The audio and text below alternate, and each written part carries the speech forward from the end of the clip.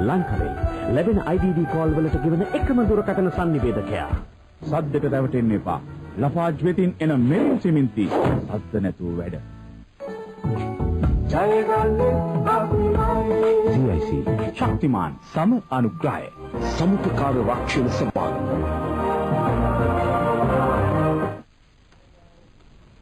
මුලින්ම දේශීය පුවත්. 2009 ඉංග්‍රීසි හා තොරතුරු තාක්ෂණ වර්ෂය ලෙස ප්‍රකාශයට පත් කරේ. භාෂා දැනුමින් සන්නද්ධ අනාගත පරපුරක් බිහි කිරීම තමාගේ අභිප්‍රාය බව ජනාධිපති මහින්ද රාජපක්ෂ මැතිතුමා පවසයි. වසර 25කට පසුව ත්‍රස්තවාදී උවදුරෙන් මේ රටේ ජනතාව නිදහස් වෙමින් සිටිති.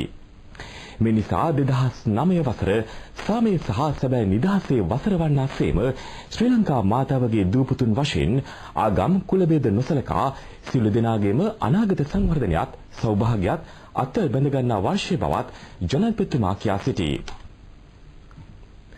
2009 වසර ඉංග්‍රීසි හා තොරතුරු තාක්ෂණ වසර වශයෙන් ප්‍රකාශයට පත් කිරීම සඳහා අද පෙරවරුවේ ජනාධිපති කාර්යාලයේ පැවති උත්සවයක් අමතමින් එතුමා මේ බව කියා සිටියේය. ස්වකීය ජීවන මට්ටම උසස් කර ගැනීමේලා ඉංග්‍රීසි භාෂාවත් තොරතුරු තාක්ෂණයත් මූලිකව උපයෝගී කරගන්නා සමස්ත ශ්‍රී ලංකාවක් බිහි කිරීම ජනාධිපතිතුමාගේ අභිප්‍රාය වී තිබේ. ග්‍රාමීය මට්ටමින් ජනතාව බලගැන්වීම සඳහා ඉංග්‍රීසි භාෂාව සහ තොරතුරු තාක්ෂණය අතිශයින්ම වැදගත් වේ. ඒ තුළින් විශ්ව ගම්මානය පිළිබඳ සංකල්පය යථාර්ථයක් බවට පත් කරගත හැකි බව ජනාධිපතිතුමා කියා සිටී.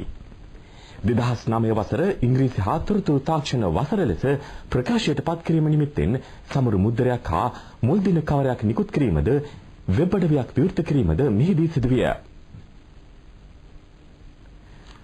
අමාතුරුන් වන සුසිල් ප්‍රේම්ජයන්ත්, මහාචාර්ය තිස්ස විතාරණ, ආචාර්ය සරත් අමනුගම, අතවද තෙනිවිරත්න, ජනාධිපති ලේකම් ලලිත් වීරතුංග යන මහතුරුද තොරතුරු තාක්ෂණයේ පියාවශයෙන් සැලකන ලෝක ප්‍රකට ಭಾರತයේ නාරයන් මූර්ති මහතාද මෙම අවස්ථාවට එක් වූහ.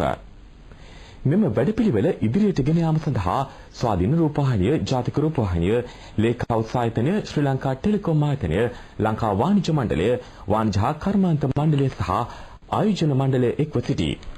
එම ආයතනවල හා මණ්ඩලවල සභාපතිවරුන් අදාළ ප්‍රතිඥාව ජනාධිපතිතුමා වෙත ලබා දීමද මෙහිදී සිදුවිය. මේ අතර ඈත පිටිසර ප්‍රදේශයක කනිෂ්ඨ විද්‍යාලයක ඉගෙනුම ලබන කුඩාතරයකට මෙම උත්සවයේ ස්තුති කතාව කිරීමට අවස්ථාව උදා කර දී තිබුණි. කුරුණෑගල කැටවල කනිෂ්ඨ විද්‍යාලයේ ඉගෙනුම ලබන නිමේෂා ප්‍රියදර්ශනී සිසුවිය ඉංග්‍රීසි භාෂාවෙන් ස්තුතිය කතාව සිදු කිරීම මෙම උත්සවයේ සුවිශේෂී අවස්ථාවක් විය. ඇයගේ වාග් විලාශයත් ඇයගේ අදහසුත් සභාගමේ සිටි සියල්ලන්ගේම ගෞරවයට ලක් විය. All of us know that there are so many difficulties and so many problems for you to face. But you have not forgotten the children like us who are in rural villages. So, dear sir, it's a very happy thing for us as poor children, as you haven't forgotten us. So, thank you very much for your kindness. And also, as a father, I think you have understood about the children. You have been able to understand the thoughts of the children. As you have 3 children, you know about the feelings of the children. So, dear sir, you have understand the feelings of us. So, thank you very much for caring about us also. ඇය මෙහිදී කියා සිටියේ ජනාධිපතිතුමා ගෙන යන මෙම වැඩපිළිවෙල දුප්පත් ළමයින් වන අපට මහත් ධෛර්යයක් වී ඇති බවයි. එමෙන්ම ලබා දෙන සියලු පහසුකම් වලින් උපරිම ප්‍රයෝජන ගැනීමට කිසිවිටකත් පසුබට නොවන බව ඇය කියා සිටියාය.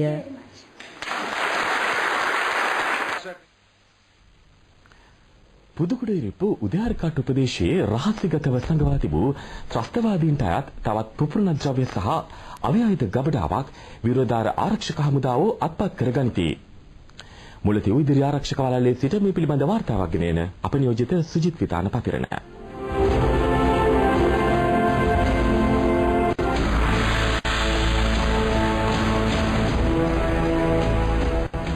එටිටි ත්‍රස්තවාදීන් පවත්වාගෙන ගිය පුපුරණ ද්‍රව්‍ය හා අවියාවුධ සංගවා තිබූ තවත් දැවැන්ත ගබඩා සංකීර්ණයක වීමේ මුලතිව් උදයාරම් කට්ටු ප්‍රදේශයේ මෙම ගබඩා සංකීර්ණයද පවතින්නේ පුතුකුඩිරිප්පු දකුණු දිශාවෙන් ඉදිරියට ගමන් කරන දෙවන කාර්ය සේනාංකයේ රණවිරුවන් ත්‍රස්තවාදීන්ගේ උපක්‍රමශීලී රහසිගත මෙම ගබඩා සංකීර්ණය අත්පත් කරගනු ලැබුවා. LTT ත්‍රස්තවාදීන්ගේ රහසිගත ජාවාරම් රැසක් පවතින්නේ පුතුකුඩිරිප්පු ප්‍රදේශය කේන්ද්‍ර කරගැනීමෙන් බව අප ඔබට පැවසුවා. ඊට දර්ශන රැසක්ද අප ඔබට පසුගිය දිනවලදී රැගෙන ආවා. මේ LTT ත්‍රස්තවාදීන්ගේ පුපුරන ද්‍රව්‍ය ගබඩා කොට තිබූ එවැනිම ස්ථානයක්. මෙම ස්ථානය ගුවන් හමුදාවේ ප්‍රහාරයකට හෝ යුද හමුදාවේ බරාවි ප්‍රහාරයකට හසු නොවන ආකාරයේ ඉතා ශක්තිමත් ලෙසයි LTT ත්‍රස්තවාදීන් ඉදිකොට තිබෙන්නේ. දෙවන කාර්ය සේනාංකාධිපති බ්‍රිගේඩියර් රෝහණ බණ්ඩාරගේ නායකත්වයෙන් ලුතිනන්ට් කර්නල් අතුල ආරියරත්නගේ මෙහෙයවීමෙන් 621 වන බල සේනාවේ 8 වන සිංහ රෙජිමේන්තුව හා 7 වන සංඥා බලකායෙක්ව මෙම ගබඩා සංකීර්ණය හා අවට ප්‍රදේශයේ බලය සියතට ගනු ලැබුවේ. උදයාරම් කට්ටු ගම්මානයේ සාමාන්‍ය ජනතාවගේ නිවාස අතර මෙම ගබඩා සංකීර්ණය පවතින්නේ. කන්ටේනර් පෙට්ටි 3ක් ඉතා ආරක්ෂිතව ආවරණය කොට වෙඩි බෙහෙත් ගබඩා පවත්වාගෙන ගොස් තිබෙනවා. දුම්රිය පීලි ලයිට් කණු හා තේක්ක දැව වලින් ඉතාමත් ශක්තිමත් ලෙසයි මෙම ගබඩා ආවරණය කොට තිබෙන්නේ. ඒ මේ ආකාරයෙන් මීට අමතරව සාමාන්‍ය ජනතාවගේ නිවාසද LTTE අවියායුධ ගබඩා කිරීම සඳහා භාවිතා කර ඇති ආකාරය උදයාරම් කට්ටු ගම්මානයේදී අපට දක්නට ලැබුණා. මේ පවතින්නේ සාමාන්‍ය ජනතාවගේ නිවාස. සාමාන්‍ය ජනතාවගේ නිවාස ඇතුළත පවතින්නේ LTTE ත්‍රස්තවාදීන්ගේ පුපුරන ද්‍රව්‍ය සහ අවියායුධ ගබඩා. සාමාන්‍ය ජනතාවගේ නිවාසවලට යුද හමුදාව පහර නොදෙන බව LTTE කල්තියාම හඳුනාගත් කරුණක්.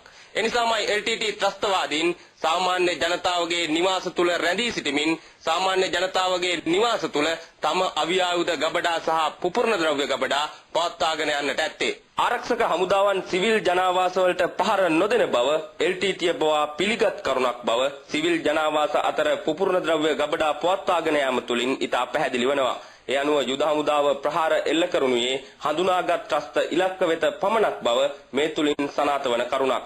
LTT ක්‍රියාකාරකම් තුලින්ම ආරක්ෂක අංශවල විනයගරුක හා වගකීමෙන් යුතු සටන් ක්‍රමවේදය මේ අනුව හෙළිදරව් වෙනවා. යුද හමුදාව අතටපත් වූ මෙම පුපුරන ද්‍රව්‍ය ගබඩාවේ මේ වන විටත් වෙඩි බෙහෙත් කිලෝග්‍රෑම් දහස් ගණනක් පවතිනවා. මීට අමතරව විවිධ වර්ගයේ බෝම්බ හා පුද්ගල නාශක බිම් බෝම්බ පෙට්ටි විශාල ප්‍රමාණයක් අපට දක් ගැනීමට හැකි වුණා. වෙඩි බෙහෙත් ගබඩා කර තිබූ තැන් ශක්තිමත් ලෙස සකස් කොට පස් පුරවා තනකොළ බිඩලි අල්ලා යුදමය අතින් ඉතා උපක්‍රමශීලීවයි පවතින්නේ. ඒ යුද හමුදාවේ ප්‍රහාරයක් එල්ලවුවද වෙඩි බෙහෙත් ගබඩා ඇතුළත ශනිකව ගින්නක් ඇති නොවන ආකාරයේ සූක්ෂම ක්‍රමවේදයක් යටතේ ඉදිරියට ඇදෙන යුද හමුදාවේ ප්‍රහාරවලට මුහුණ දීමේ අරමුණින් මේ ආකාරයෙන් වූ විවිධ වර්ගයේ යුද උපක්‍රමයන් LTTE ක්‍රියාත්මක කරනු ලැබුවා. ඒත් වන්නී මානුෂීය මෙවුමේ LTTE මේ වන විට සීමා වී ඇති ප්‍රදේශය අනුව මේ ආකාරයෙන් වූ සියලු යුද උපක්‍රමයන් යුද හමුදාවේ ඉදිරි ගමන හමුවේ ව්‍යර්ථ වී ඇති ආකාරය මනාව පැහැදිලි. මේ ආකාරයෙන් වූ ශක්තිමත් ස්ථාන බිඳ දම්මින් තවදුරටත් වන්නී මානුෂීය මෙවුමේ වීරෝදාර රණවිරුවන් LTT ත්‍රස්ත ඉලක්ක පසු කරමින් තවදුරටත් ගමන් කරමින් සිටින්නේ. ජමිල් ආනන්ද වසන්ත කුමාර සමගින් මම සුජිත් විතානපතිරණ පුතුකුඩිරිප්පු දකුණු ප්‍රදේශයේ සිට